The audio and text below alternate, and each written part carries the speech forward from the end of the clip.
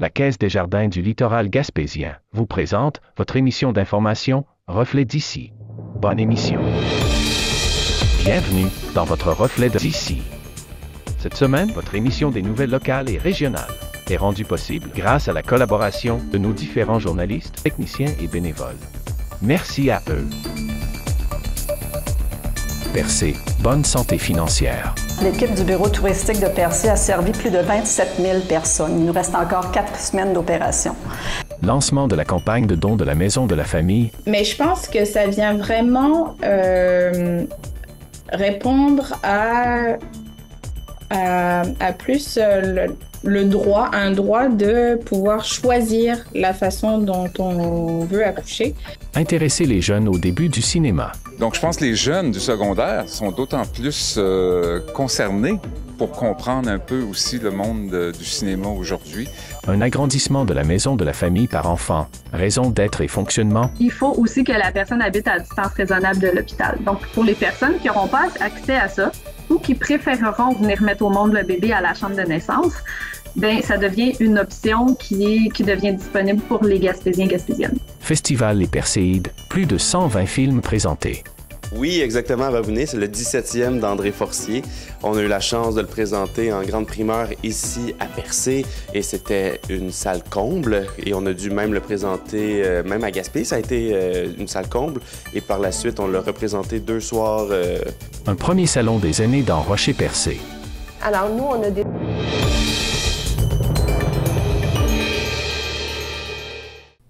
Les états financiers de la ville de Percé au 31 décembre 2023 ont été dévoilés lors de la dernière séance publique et les chiffres démontrent que la ville est en bonne santé financière selon les autorités. Ainsi, l'excédent de fonctionnement est de plus de 551 000 $. Les revenus de fonctionnement s'établissent à 8,4 millions. Par ailleurs, les dépenses sont inférieures à celles prévues. Le ratio d'endettement est de 2,09 % comparativement à 2,5 % en 2022. On retiendra surtout le dévoilement du rapport annuel 2024 du Bureau d'information touristique de Percé par sa directrice, Mme Marie Leblanc, indiquant entre autres que du 21 mai au 30 septembre dernier, l'équipe du bureau a servi plus de 27 000 personnes, dont 64 % en provenance du Québec, comme Montréal, Montérégie et la Ville de Québec, 11 % de la France et 7 % de l'Ontario. Voici l'essentiel de sa présentation.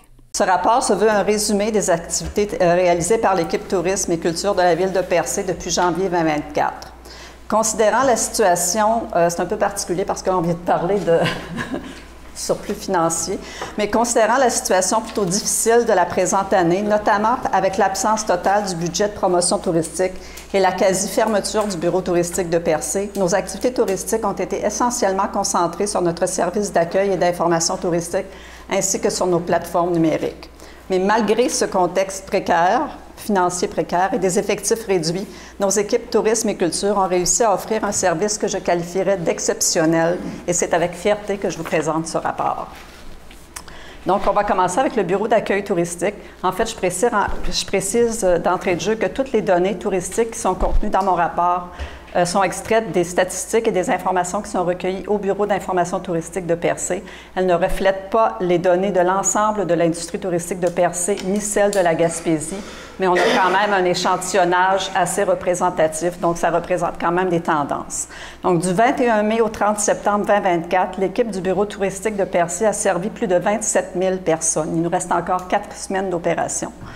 Puis, la provenance de nos clientèles, 64 % qui proviennent du Québec, essentiellement de Montréal, de la Montérégie et de Québec plutôt, 11 % de la France. C'est intéressant de voir que les Européens reviennent nous voir. 7 % de l'Ontario, quand même 7 % d'autres pays d'Europe également. Donc, c'est aussi une très belle donnée. 3 % des Maritimes, 3 % des États-Unis et bon, les autres sont répartis dans différents pays ailleurs dans le monde et aussi d'autres provinces canadiennes. Dans les données à retenir, j'ai envie de vous dire que 90 % de nos visiteurs ont été servis directement à notre kiosque touristique. Donc, c'est important d'avoir pignon sur rue dans un endroit comme Percé. Et 10 % ont été informés par téléphone, courriel, clavardage et par nos réseaux sociaux. Les activités les plus en demande sont le Parc national de l'île Bonaventure et du Rocher-Percé. Vous ne serez pas surpris. Le parc de la rivière Émeraude, ainsi que la plateforme suspendue du Géoparc mondial UNESCO de Percé et les sentiers de randonnée pédestre.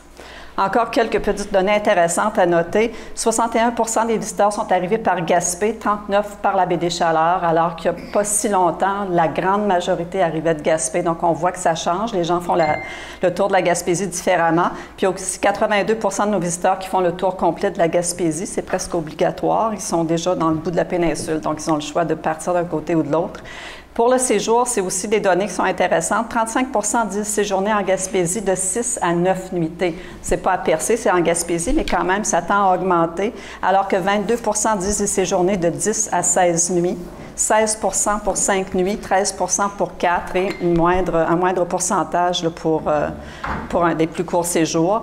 Puis depuis la pandémie, une majorité des visiteurs ont tendance à réserver leur hébergement à l'avance, ce qui est aussi une très, très bonne nouvelle. Puis on a aussi parfois quelques impressions d'équipe. Donc, on a noté en tout cas tous les préposés ont noté que les séjours de 3 à 4 jours à Percé nous semblent de plus en plus fréquents. Là, je vais parler un petit peu de la promotion touristique, même si on n'en a pas eu. À l'exemple de plusieurs, je pense que c'est important, c'est un peu une mise en contexte aussi. Donc, à l'exemple de plusieurs autres partenaires régionaux, tels que Tourisme Gaspésie et le Québec maritime, nous travaillons ardemment à augmenter l'achalandage en début et fin de saison. Début de saison, on parle de fin mai, juin et début juillet. Fin de saison, bien, on parle de fin août, septembre et octobre. Au cours des 6 ou 7 dernières années, nos placements promotionnels avaient comme principal objectif l'étalement de la saison touristique. Je pense qu'on veut tous ça. Et plus récemment, nous avions aussi commencé à mettre plus d'efforts sur la promotion et l'offre hivernale. Malheureusement, en 2023 et 2024, nous avons dû mettre fin à ces offensives en raison des coupures de budget importantes. Jusqu'en 2022, nous disposions d'un budget annuel d'environ 75 000 $ pour faire rayonner Percé à travers le Québec ainsi que sur les marchés de l'Ontario et de l'Europe francophone, entre autres. En 2023, ce montant a été réduit à 25 000 $ et en 2024 à 0 $. Il est clair que ces coupures ont des conséquences sur notre achalandage actuel et surtout futur, notamment pour les périodes de la saison sur lesquelles nous mettons nos efforts, donc les débuts et fins de saison. Le fait que nous ayons eu une saison estivale relativement satisfaisante est en grande partie dû à la notoriété de notre destination et au fait, heureusement d'ailleurs, que l'image de marque de Percé est encore très utilisée pour promouvoir la Gaspésie sur diverses tribunes. Nous surfons sur une vague qui peut tomber à tout moment, car la notoriété peut nous porter un certain temps, mais pas très longtemps. Le message que je souhaite passer ici, en fait, il y a un message. Il y a urgence de remettre du budget pour ne pas perdre les efforts investis au cours des dernières années. Percé doit reprendre le leadership dans les grandes campagnes promotionnelles. Nous sommes déjà en mesure de constater les effets de ce manque de publicité par un certain ralentissement d'achalandage en début et fin de saison et par le fait aussi qu'un nombre croissant de nos visiteurs semblent moins bien connaître notre offre. Nous l'avons remarqué à notre kiosque cet été. C'est une impression, mais bon, c'est assez, on l'a remarqué assez souvent pour que ce soit quand même notable. Il ne faudrait pas retourner au temps où les gens pensaient qu'à Percé, il n'y avait que le Rocher Percé. Ces dernières années, nous constatons l'arrivée de plusieurs nouveaux attraits et services dans le Grand Percé. Nous sommes tous gagnants à les faire connaître car ils ont le pouvoir de retenir nos touristes et d'attirer de nouvelles clientèles. Il faut absolument pouvoir soutenir et mettre à l'avant nos produits émergents et nos nouveautés. Puis quand on fait des bourses touristiques, que les médias nous contactent, la première question qu'ils nous posent, c'est « Avez-vous des nouveautés à Percé? » Donc, c'est vraiment important d'investir en promotion. Puis souvent, ces organisations-là n'ont pas nécessairement des gros budgets. Ça fait que ce qu'on fait, nous, en fait, c'est ça, c'est du positionnement de destination, faire valoir les nouveautés, s'assurer qu'il y a des gens qui reviennent à Percé ou qui viennent à Percé. Bon, voilà, c'était un peu mon éditorial. J'arrive maintenant à notre site Internet, donc tourismepercé.ca. C'est notre principal outil de diffusion d'informations, outre le bureau d'accueil touristique. Donc, en 2022-2023, nous avons entrepris des travaux majeurs sur notre site Internet, un travail en profondeur en lien avec le référencement afin de mieux rejoindre nos clientèles et améliorer nos performances dans les outils de recherche en ligne. Bien que cette optimisation ne puisse compenser le manque de publicité, ce travail a tout de même aidé à ce que notre site soit mieux positionné dans le monde virtuel et qu'il soit plus performant. Et pour qu'un site Web soit performant et efficace, il faut y investir des budgets à tous les ans, car un site non actualisé, ça tombe rapidement dans l'oubli. Alors, simplement quelques chiffres pour le site Internet. C'est 80 000 utilisateurs uniques dans l'année. 80 des résultats sont organiques. Ça, c'est le fruit aussi du travail qu'on a fait, le fait qu'en marquant Percé, notre site sort bien. On a plus de 240 000 pages vues sur notre site Internet, 640 000 interactions avec le site. Ça, c'est des gens qui ont cliqué sur un hôtel, qui ont cliqué sur une activité. Et notre site Internet, en fait, contient une quantité vraiment phénoménale de données.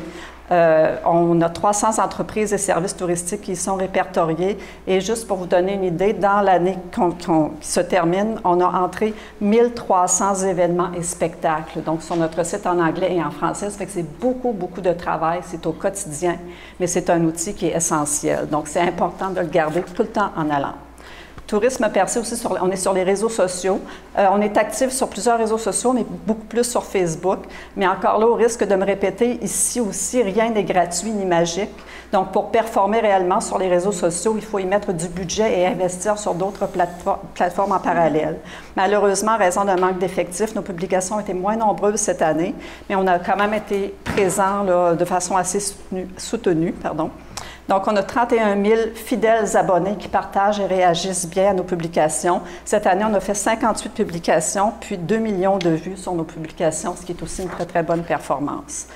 On est évidemment sur Google, comme la plupart des entreprises ou organismes touristiques maintenant, YouTube et également sur Instagram. Sur Google, en fait, c'est plus de 60 000 consultations des fiches Google. Ça inclut le bureau d'accueil touristique, mais je vous dirais que le parc de la rivière Émeraude remporte la palme en termes de popularité. On a 40 000 interactions avec le contenu des fiches Google. On est évalué, le site de la rivière Émeraude et le bureau d'accueil touristique, à 4,5 étoiles. Et puis, on a aussi, là, dans une moindre mesure, un compte Instagram et YouTube. On est un peu moins actif sur ces plateformes-là.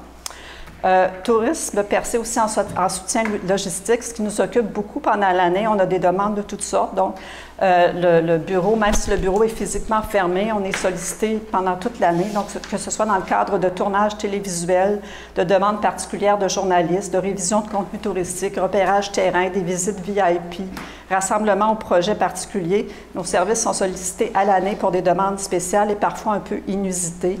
Je dirais que la requête, là, j'ai envie de vous le dire, en fait, la requête la plus inusitée des dernières années, c'est en 2021. On aura eu à dénicher un beau piano pour trouver des gens assez willing, je n'ai pas trouvé d'autre mot que willing, pour accepter de faire des acrobaties pour descendre sur la plage un piano, pour que Grégory Charles puisse y faire une performance devant le Rocher Percé. Ça, ce sont des images qui ont été diffusées à la grandeur du Québec et les retombées sont inestimables.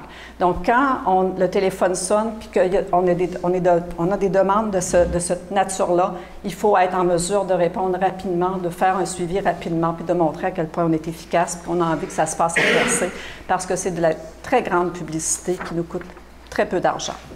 Donc, des demandes de soutien logistique, on en a comme ça tout le temps. Donc, c'est sûr qu'on a des vélotours, Roulons pour nos hommes, l'Association du cancer de l'Est du Québec, des rassemblements, entre autres le rassemblement de camping caravaning, colloques des groupements forestiers. Je parlais des équipes de tournage. Il y a le Safari de Joanie, c'est une émission à Télé-Québec qui est venue en tournage, qui a passé plusieurs jours en tournage ici à Percé cet été. Il y a aussi une émission qui s'en vient. Il y a eu du repérage la semaine passée. Ils vont venir tourner en décembre. C'est l'émission à Télé-Québec aussi, Épique. C'est une nouvelle émission. Donc, il y a vraiment beaucoup, beaucoup de demandes de ce genre-là. Puis, on ne peut pas passer à côté parce que c'est vraiment des opportunités qui sont vraiment extraordinaires au niveau de la visibilité. Puis, je mentionne aussi le soutien à l'accueil des escales internationales parce qu'on en parle moins maintenant. Mais je vous dirais qu'on a 22 escales qui vont avoir lieu à Gaspé, entre autres à Gaspé, mais il y a aussi quelques-unes à Percé. Mais c'est quand même dans les 4 dernières journées, on a eu 1000 passagers qui sont venus à Percé. Donc, c'est important, puis c'est à ce moment-ci de l'année, puis c'est les périodes de l'année qu'on essaie de développer. Donc, c'est important aussi d'être connecté sur tous ces marchés-là, de diversifier nos marchés. Vous écoutez votre reflet d'ici. Revoyez tous nos reportages sur notre site Internet. Les jardins fleuris de Cap d'Espoir et Pabot, l'endroit idéal pour découvrir l'univers des fleurs et du potager. Engrais de toutes sortes disponibles, contenant et tout le nécessaire pour réussir sa récolte ou son aménagement paysager. Découvrez notre nouveau site internet, lesjardinsfleuris.ca, et visitez notre page Facebook pour connaître nos heures et jours d'ouverture. La qualité, la variété, les conseils judicieux.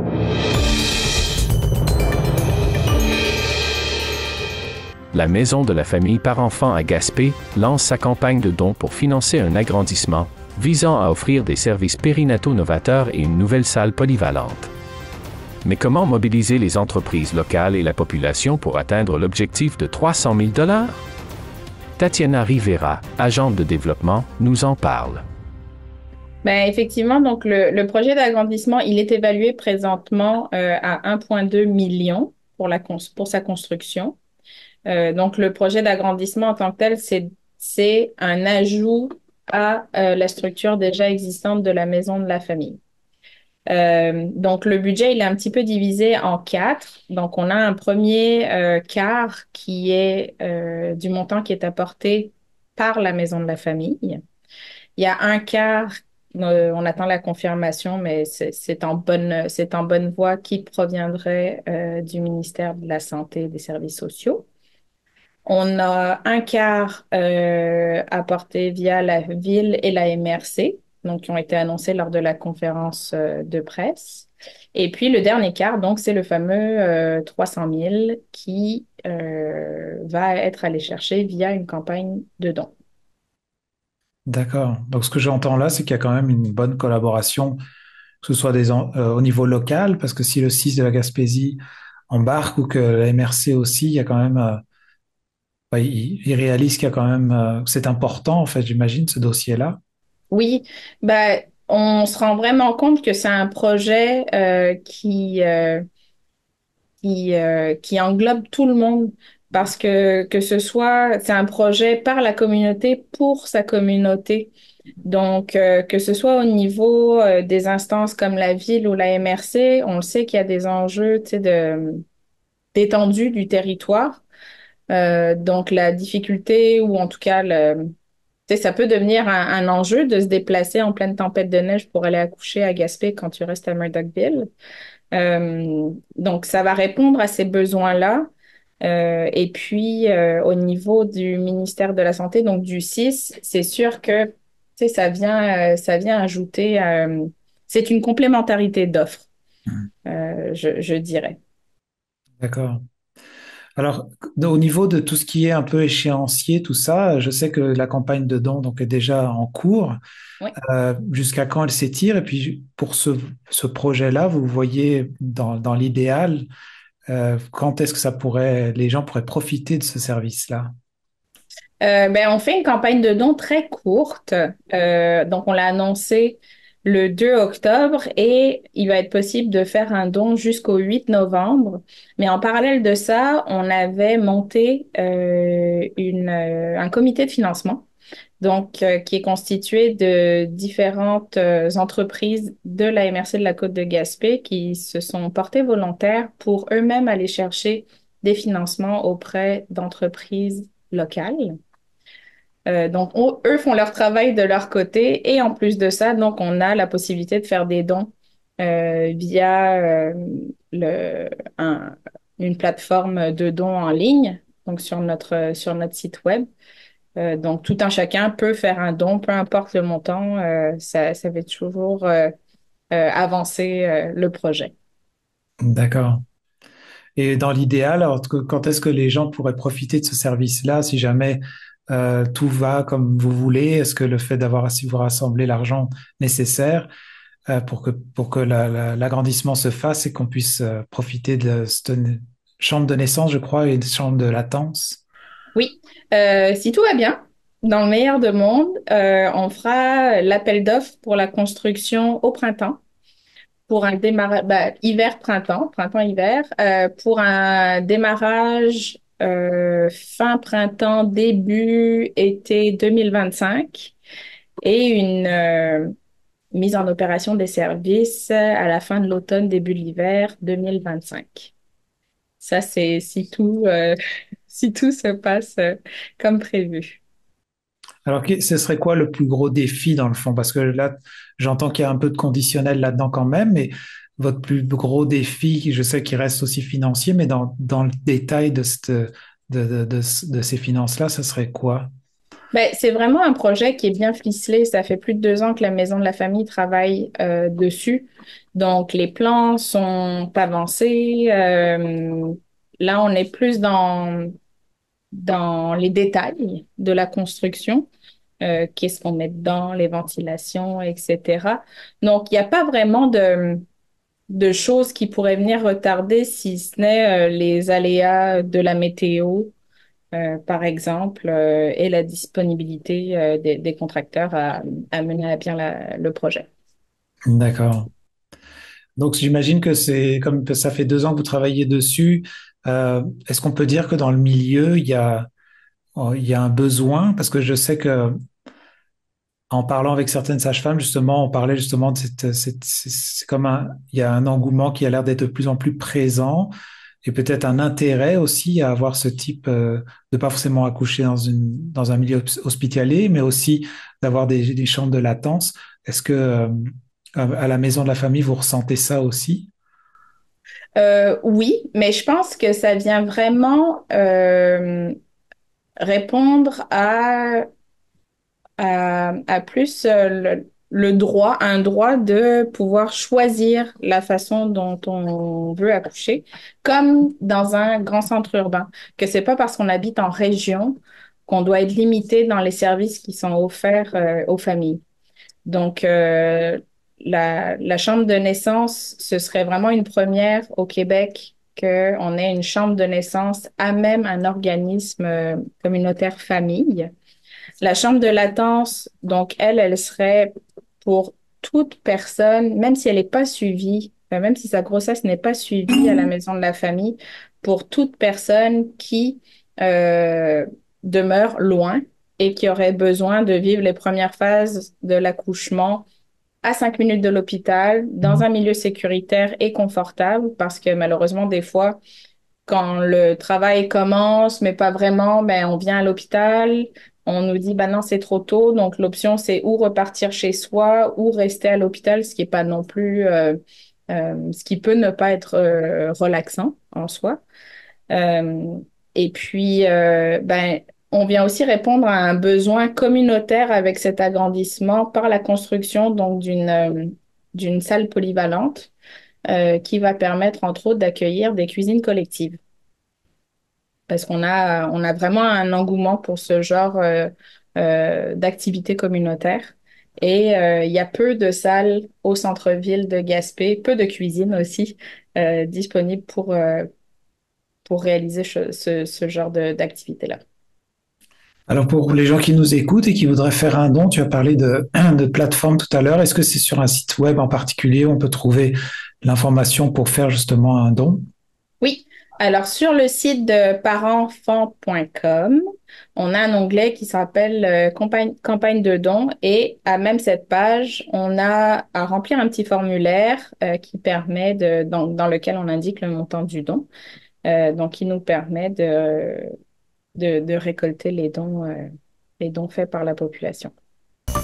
Vous écoutez votre reflet d'ici. Revoyez tous nos reportages sur notre site Internet. Vous recherchez une expérience d'hébergement en Gaspésie alliant un site exceptionnel avec la découverte d'un menu culinaire du terroir gaspésien? C'est ce que vous offre le motel Fraser de Chandler et le restaurant Le Sieur de Pabot. Utilisez notre borne automatisée lors de votre séjour, réservez une table, découvrez notre menu ou commandez votre repas directement sur notre site web. Pour un séjour inoubliable, le motel Fraser, un incontournable en Gaspésie.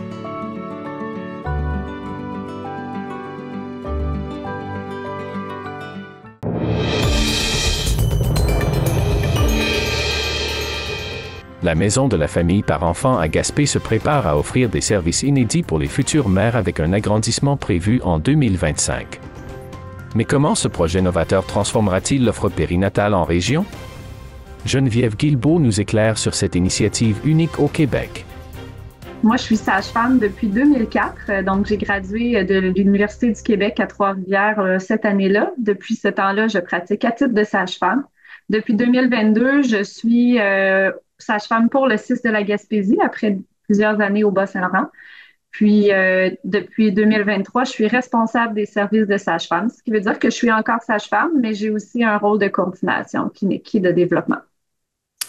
Alors, on se parle aujourd'hui parce que justement, il y a la Maison de la famille par enfant qui a pris la décision d'agrandir ces espaces, donc entre autres, j'imagine, pour accueillir ou créer une chambre de naissance ou une chambre de latence. Est-ce que justement, pour ceux qui sont moins familiers avec ces termes-là, tu voudrais nous définir un peu c'est quoi une chambre de naissance ou une chambre de latence?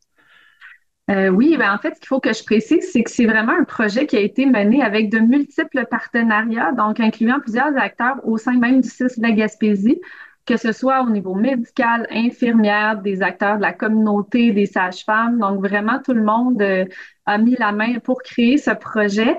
L'idée, c'est qu'il réponde à des besoins de la communauté. Donc, la chambre de latence, si je peux commencer par celle-là, parce que c'est un projet un peu moins spécifique aux sages-femmes. En fait, c'est que, comme nous le savons tous, le territoire de la côte de Gaspé est vraiment immense.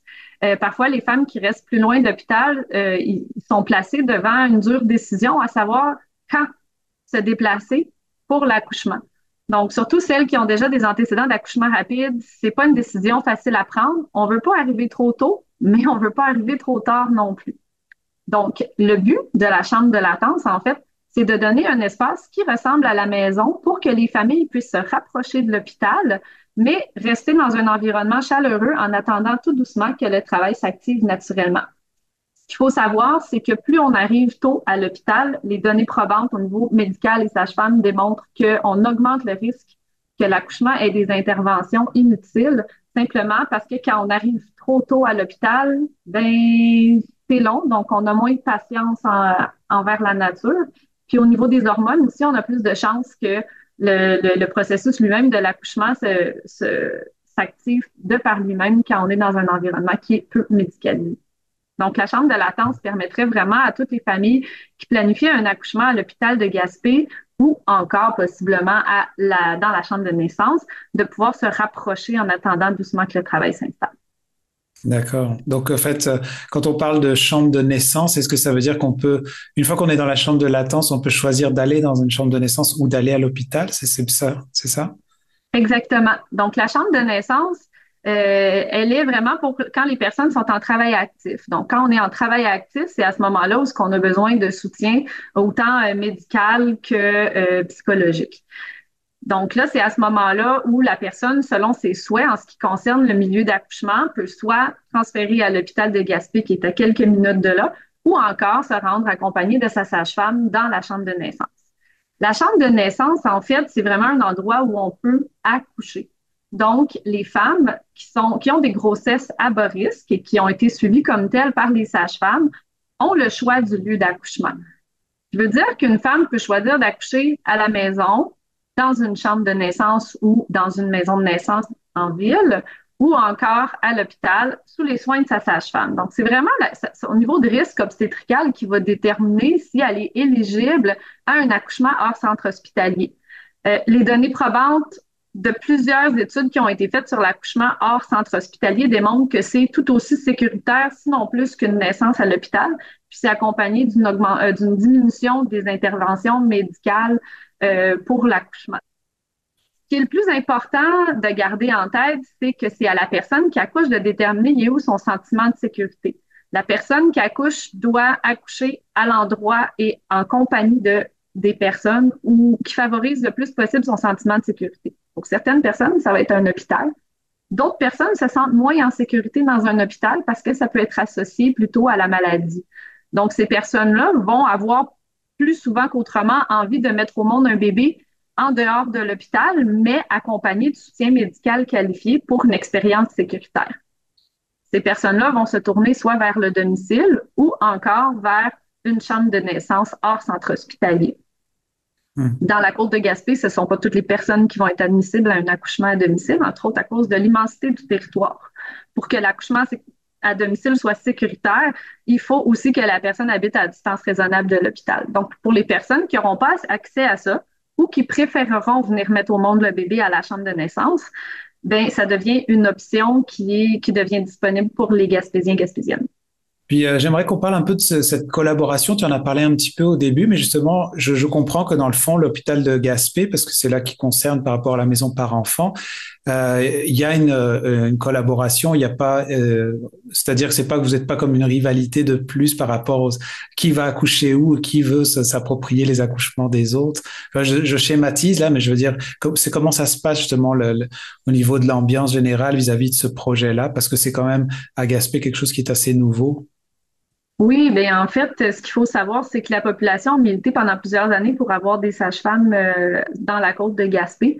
Quand nous, on est arrivés, je dirais que le terrain était prêt. C'est-à-dire qu'on n'est plus du tout dans ce qu'on aurait pu qualifier par le passé de certaines guerres de clochers ou guerres interprofessionnelles.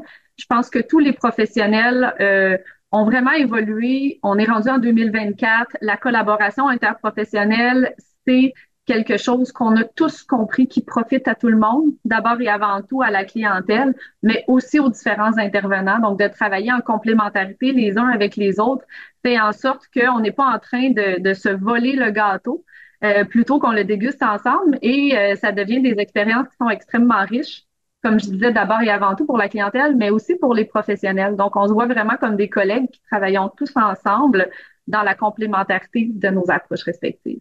Je dirais qu'à Gaspé, on est dans une situation exceptionnelle en ce qui a trait à la collaboration interprofessionnelle au Québec pour être en contact avec différents milieux. On est très chanceux. Vous écoutez votre reflet d'ici. Revoyez tous nos reportages sur notre site Internet. La Caisse des Jardins du littoral gaspésien, point de service de Grande-Rivière, Cap-d'Espoir, Sainte-Thérèse et Percé, les spécialistes en services financiers. Pour des conseils d'experts, venez rencontrer nos spécialistes en finances personnelles ou d'entreprise. La Caisse des Jardins du littoral gaspésien est là pour vous et pour sa communauté.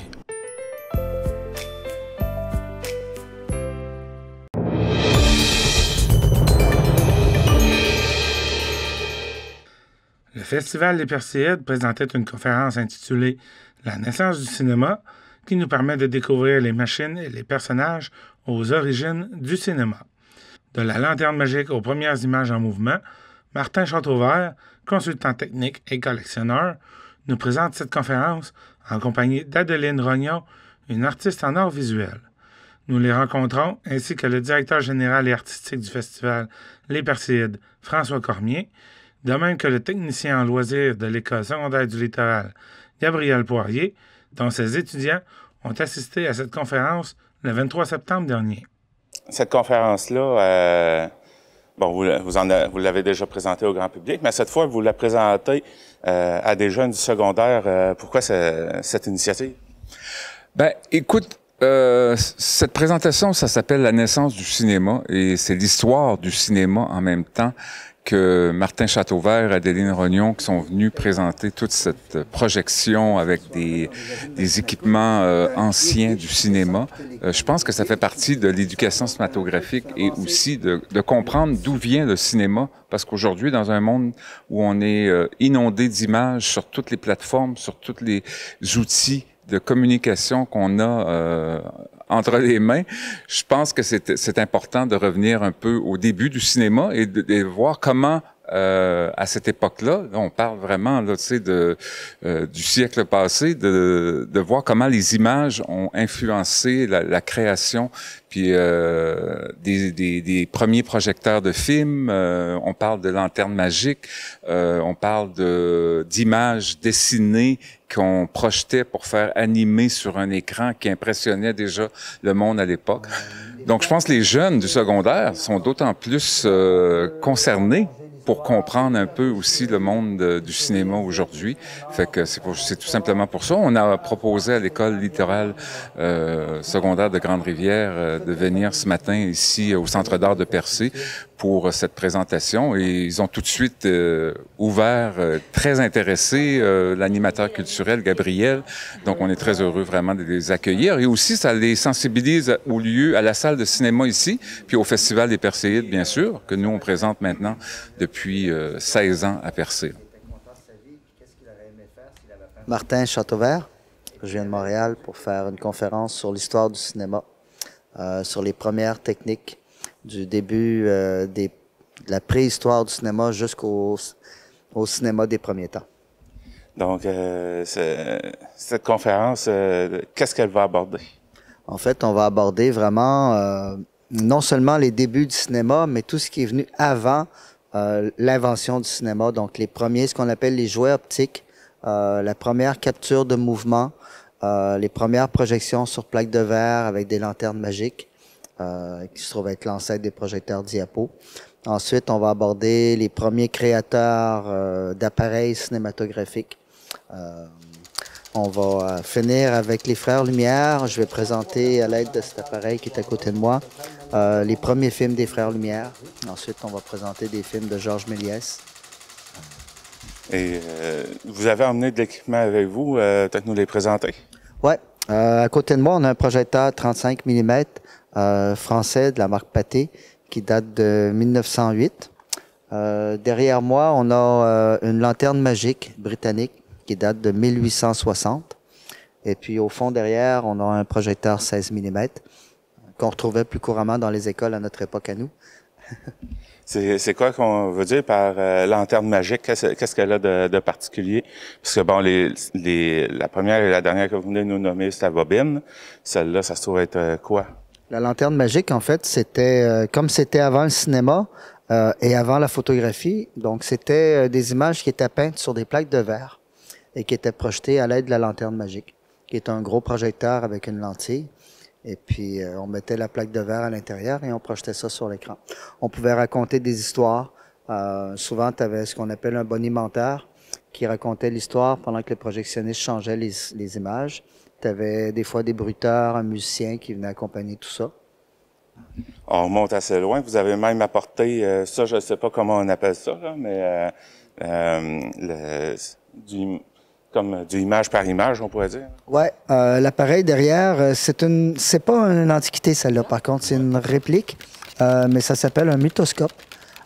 C'est vraiment l'ancêtre du dessin animé.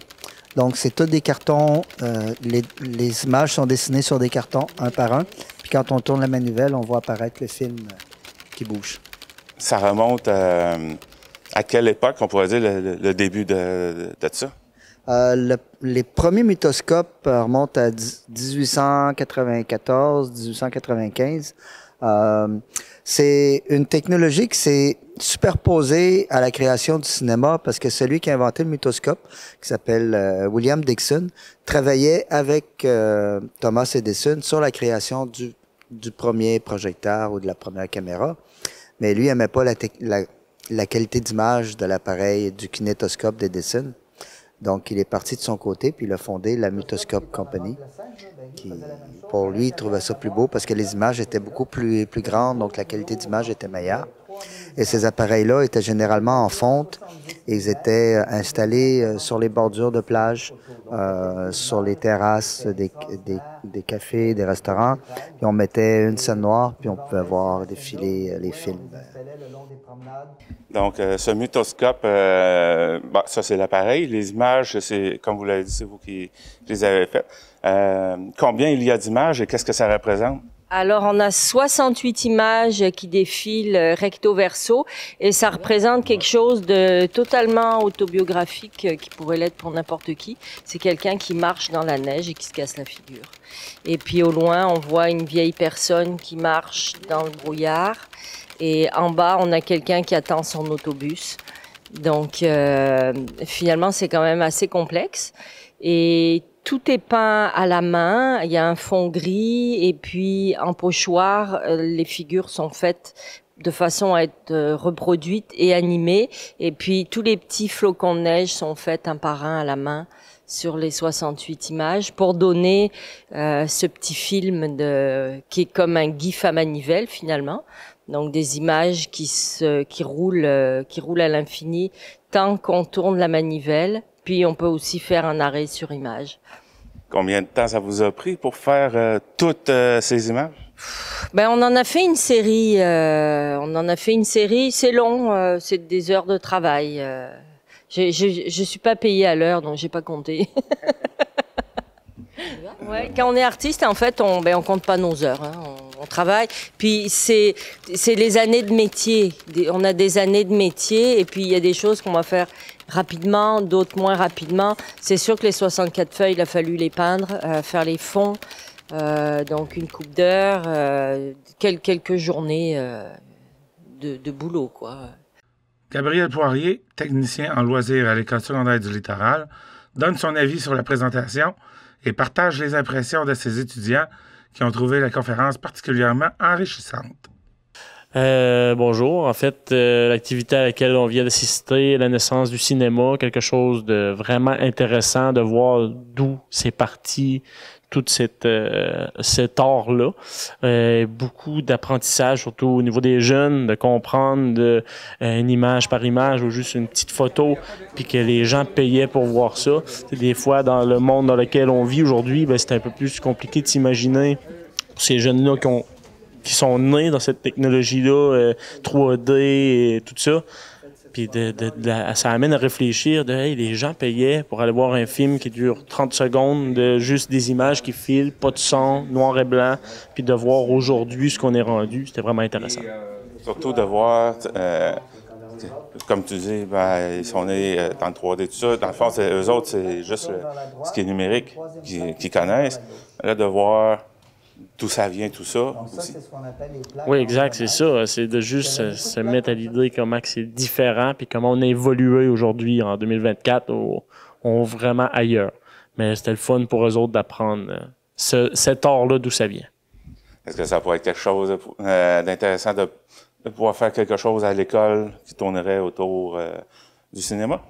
C'est sûr que oui, faire un art au niveau du cinéma, c'est quelque chose qui pourrait être intéressant. Même le théâtre, tout ce qu'on essaie aussi, qui est un peu, on va dire, un cousin éloigné du cinéma.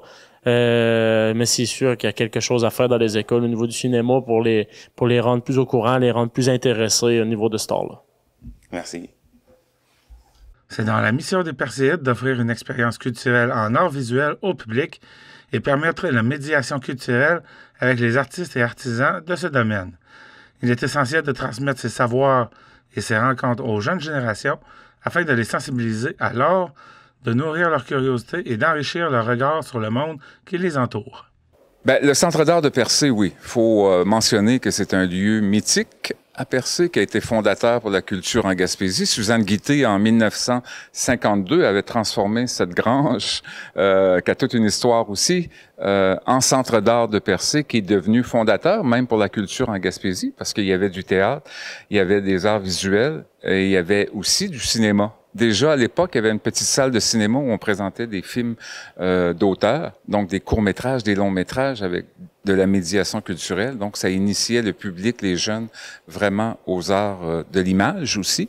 Et c'est un peu notre mission. Nous, depuis 2019, maintenant, on a un peu repris le bâtiment avec son histoire, le Centre d'art de Percé, et on fait revivre le lieu je dirais, une renaissance un peu du Centre d'art, mais vraiment orienté vers les images, le cinéma, les arts numériques.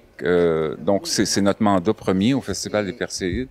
Donc, et tout l'aspect médiation culturelle, c'est-à-dire que les jeunes, oui, viennent ce matin, mais là, il y a une rencontre, il y a une discussion, ils rencontrent les deux artisans qui viennent présenter cette projection-là. Donc, ils peuvent poser des questions, ils peuvent, apprendre tout un environnement nouveau pour eux là, comme expérience culturelle. Et c'est ça qu'on veut offrir. Et c'est sur grand écran. On est dans une salle de cinéma ancienne qui a un certain cachet. Donc ça aussi, ça fait partie là, de l'expérience culturelle. Vous écoutez votre reflet d'ici. Revoyez tous nos reportages sur notre site Internet. La clinique d'optométrie Lémirion est fière de vous présenter cette programmation. Le soin de votre vue passe sous les yeux de la clinique d'optométrie Lémirion. Avec un vaste choix de montures pour le style, le confort, les marques. Clinique d'optométrie Lémirion. 689-5553.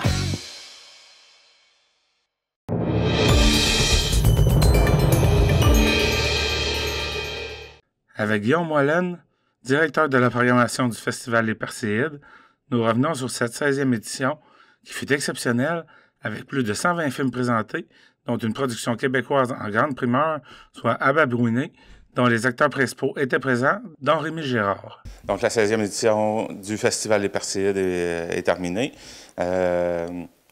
Comment s'est déroulée cette 16e édition?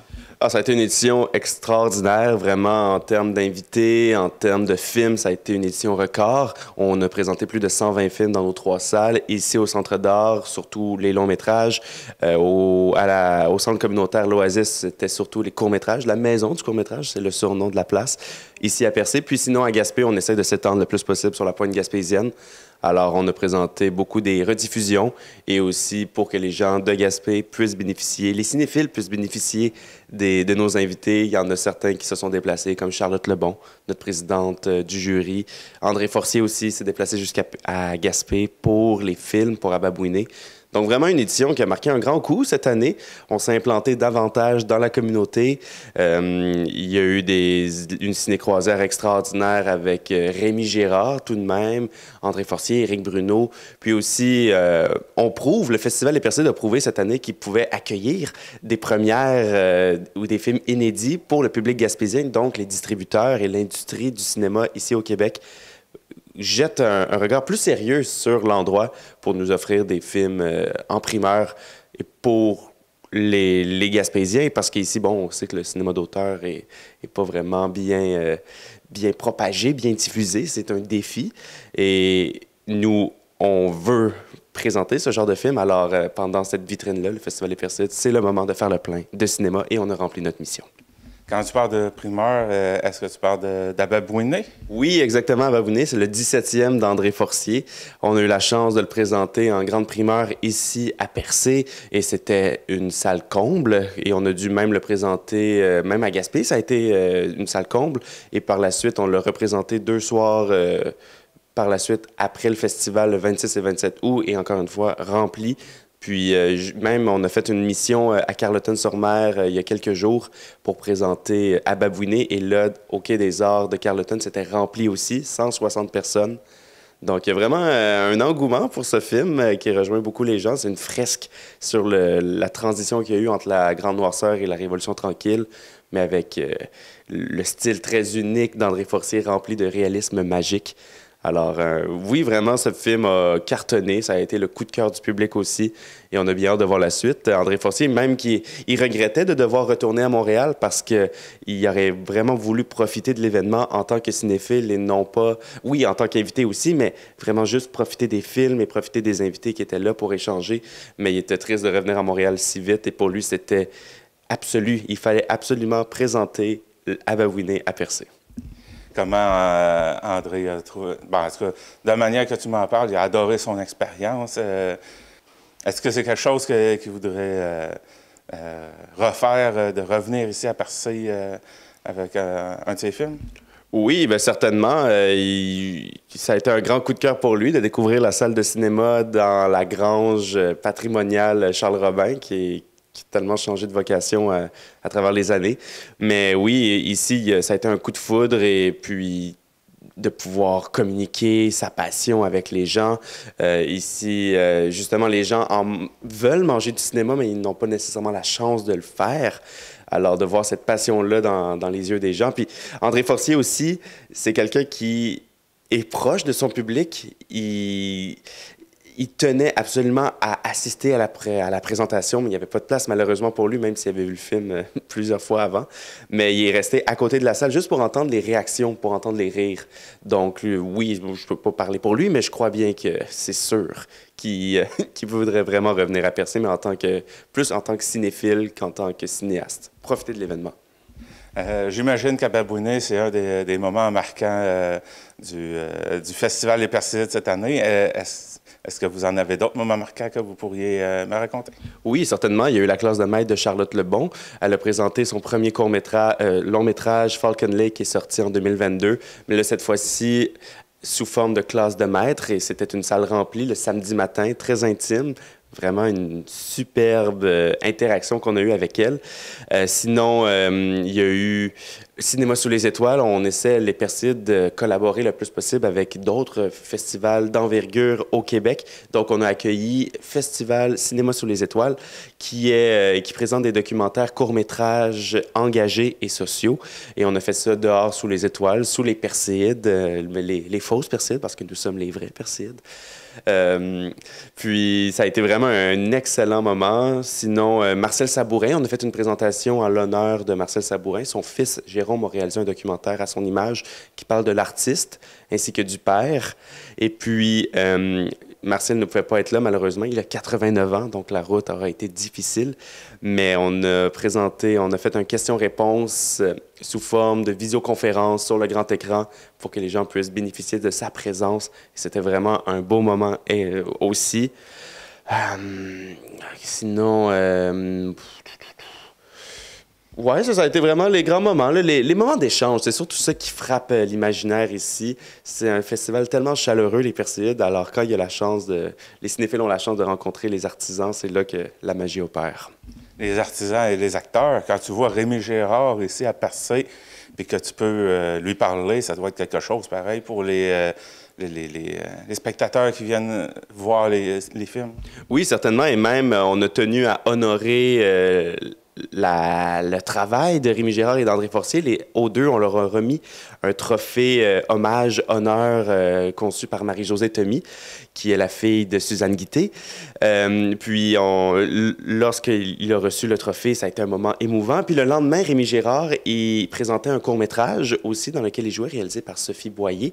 Et puis, en recevant l'amour du public, il a versé en larmes. Ça a été un moment super émotif pour lui. Puis il disait, c'est beaucoup en 2 jours. Il y avait la ciné-croisière, le film d'ouverture, là après ça, le court-métrage où il était à l'honneur, le personnage principal.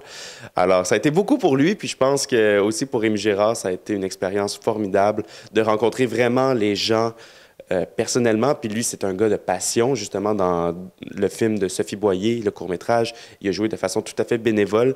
Puis il disait qu'il y a seulement dans le cinéma où il y a cette entraide-là et cette bienveillance de vouloir aider, parce que c'est une industrie qui coûte très cher. C'est un art qui coûte cher. Alors, le fait de pouvoir aider bénévolement, c'est quelque chose qui lui tient vraiment à cœur. Puis ici, on l'a bien ressenti à Percé. Quelque chose que vous aimeriez rajouter?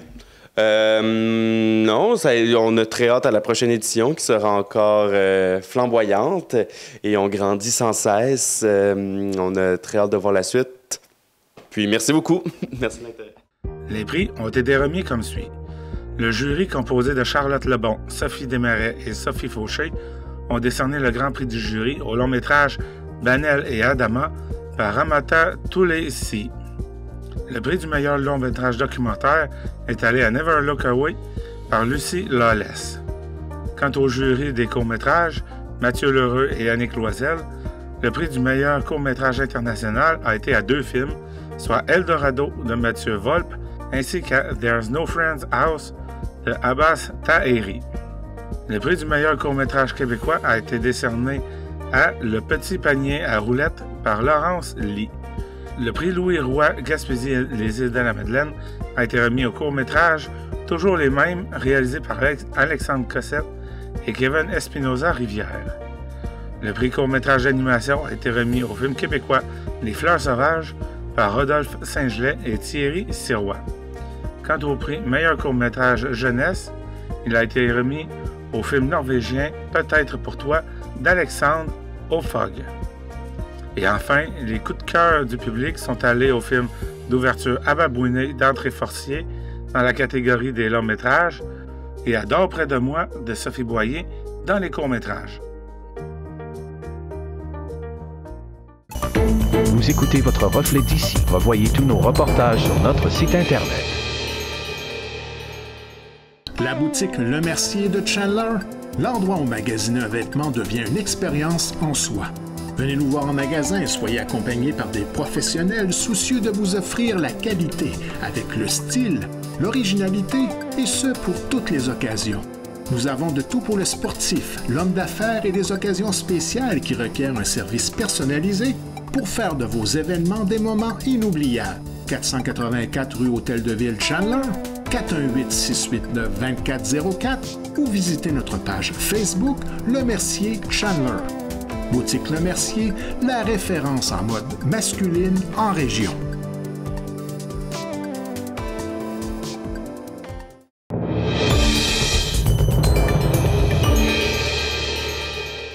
Alors, il y aura un salon des aînés dans Rocher-Percé la semaine prochaine.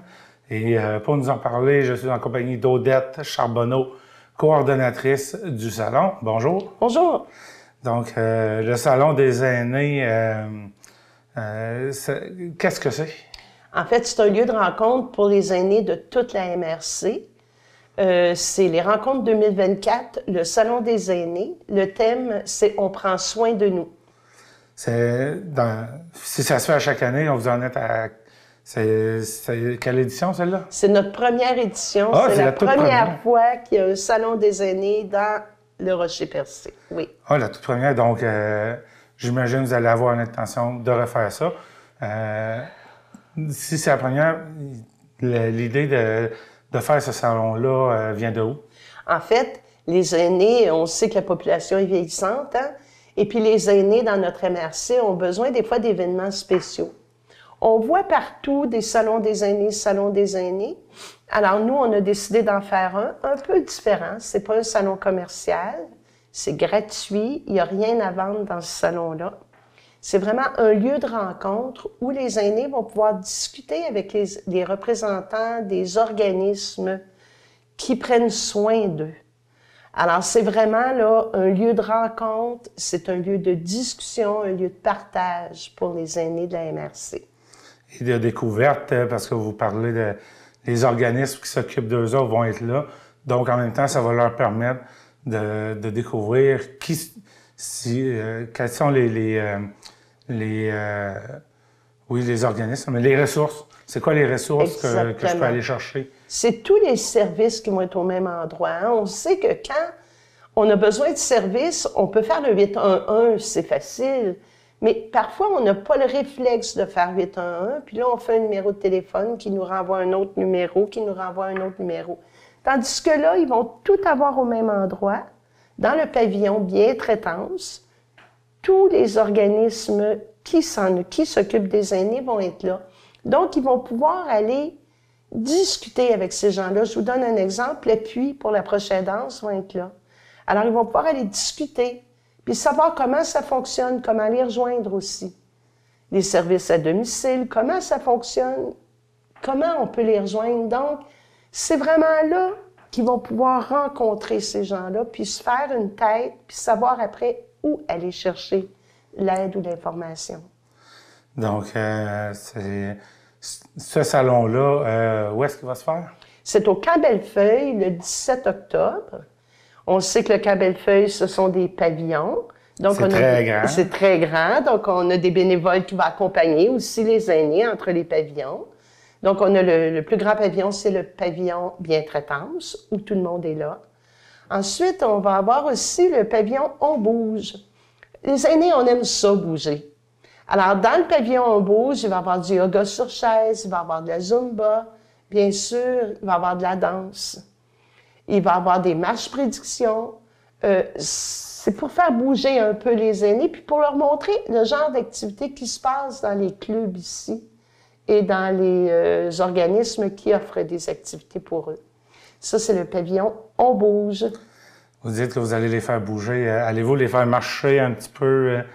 Oui, s'ils veulent marcher, bien, ils vont marcher nécessairement entre les pavillons, mais ils peuvent aussi aller à l'activité thématique. Ils vont s'inscrire en arrivant le 17 octobre. En arrivant au camp, il y a un salon d'accueil, c'est Desjardins qui va être là. Et puis, ils vont pouvoir s'inscrire aux activités d'On bouge.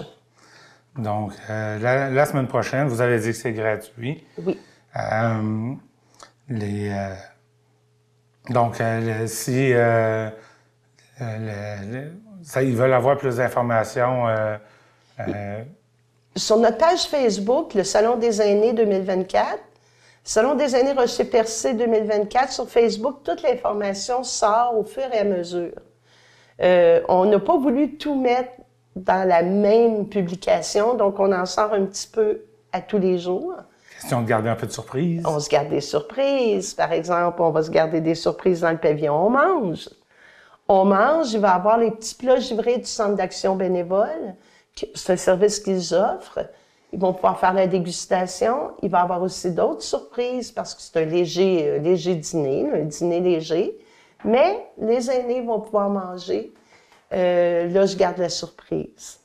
On a dit le lieu et la date, mais c'est de quelle heure à quelle heure? C'est de 10 h le matin à 4 h l'après-midi. Et à 4 h, on va fermer le salon avec une danse jusqu'à 6 h, un cocktail et des petites bouchées. Quelque chose que vous aimeriez ajouter? Oui, bien sûr. Je veux rajouter qu'on a un autre îlot ou un autre pavillon qui s'appelle le pavillon le Grand Salon MADA. Vous savez, MADA, c'est Municipalité Amie des aînés et chaque municipalité a des petits salons. On va les regrouper dans un grand salon MADA où est-ce que les aînés vont pouvoir aller se reposer, discuter, jaser, placoter. Ils font ce qu'ils veulent, là, finalement. Mais on va avoir aussi tous les clubs de la MRC, les clubs FADOC, les clubs Carrefour, un représentant aussi à la défense des droits des aînés. Et il va y avoir les ateliers à travers qui vont faire une médiation culturelle si ça leur tente de bricoler. Et on va avoir Espoir câlin avec des chats et des chiens. OK.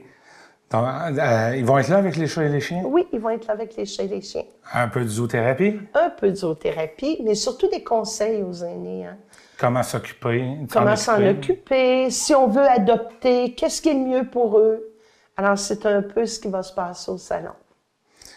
On a fait le tour? On a fait le tour. Bien, Odette Charbonneau, merci beaucoup pour votre passage et nous avoir parlé du salon. Ça me fait plaisir. Bonne journée. Vous aussi. Vous écoutez votre reflet d'ici. Revoyez tous nos reportages sur notre site Internet. Venez visiter la boutique Ariane Turbide et découvrez un univers de cadeaux à offrir à l'être cher. Notre grande gamme de choix de bijoux pour aller lui vous permettra à coup sûr de personnaliser chacun de vos cadeaux. Bijoux en or, en argent, montres et accessoires de toutes sortes et des cadeaux pour les jeunes et moins jeunes. Venez découvrir nos exclusivités en boutique. L'équipe de la boutique Ariane Turbide se fera un grand plaisir de vous servir et vous conseiller judicieusement.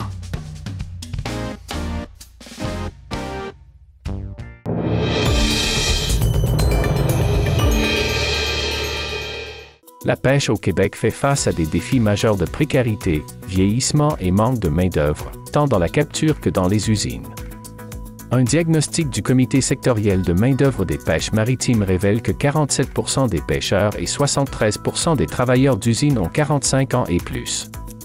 Marjorie Chrétien, directrice générale du comité, propose des pistes d'action pour surmonter ces transformations.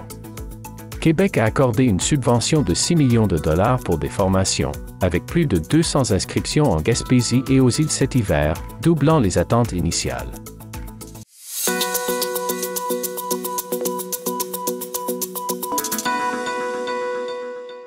La ville de Percé a enregistré un surplus de 551 669 $ pour l'exercice financier 2023, sur un budget de 8 042 843 $.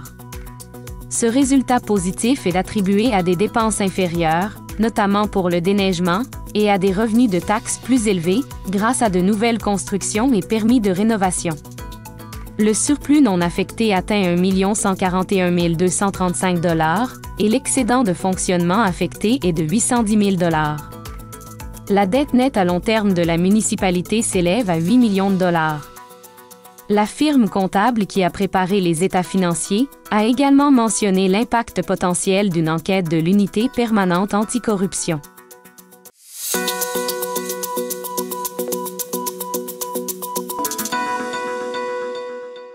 Les organismes Espace lancent de nouveaux outils numériques pour prévenir la violence envers les enfants, incluant une zone jeunesse en ligne regroupant des ressources pour parents et enfants. Stacy Cassivi, d'Espace Gaspésie-les-Îles, mentionne la création de capsules vidéo en cyberprévention ciblant les jeunes. Le vidéoclip « Tu bip » agit comme une stratégie mnémotechnique pour rappeler aux enfants les étapes à suivre en ligne, bloque, ignore, parlez-en, enregistre et signale. D'autres capsules informatives sont produites pour sensibiliser sur des sujets précis, notamment une capsule sur le consentement destinée aux jeunes de 3 à 12 ans, prévue pour le temps des fêtes.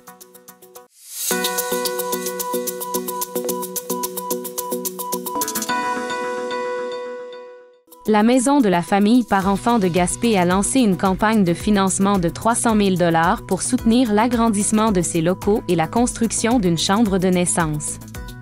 Ce projet innovant, unique au Québec, offrira un service d'accouchement hors cadre hospitalier, accompagné par des sages-femmes. Déjà, des partenaires tels que la MRC de la Côte-de-Gaspé et la Ville de Gaspé ont contribué, avec des engagements de 50 000 $ et 40 000 $ respectivement. Le projet de 1,2 million de dollars inclut également des fonds gouvernementaux potentiels et vise une ouverture en 2026.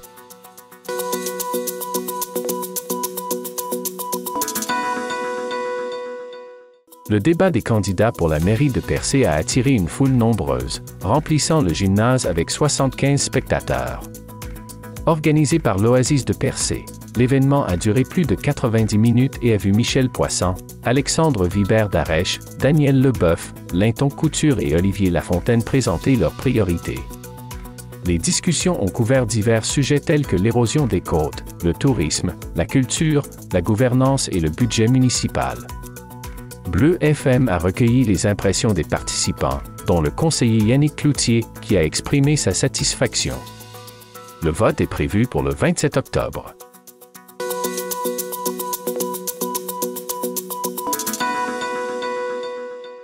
La Société portuaire du Bas-Saint-Laurent et de la Gaspésie a commandé une étude à KPMG pour 95 500 $ afin d'évaluer la contribution économique du port de Gaspé à Sandy Beach. La présidente directrice générale, Anne Dupéré, souligne l'importance de connaître l'impact des activités portuaires en termes d'emplois directs et indirects et leur rapport au PIB.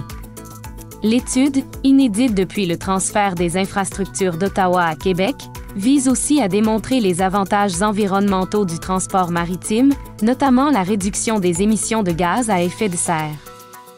Les résultats sont attendus début 2025 et serviront à justifier de futurs investissements au quai.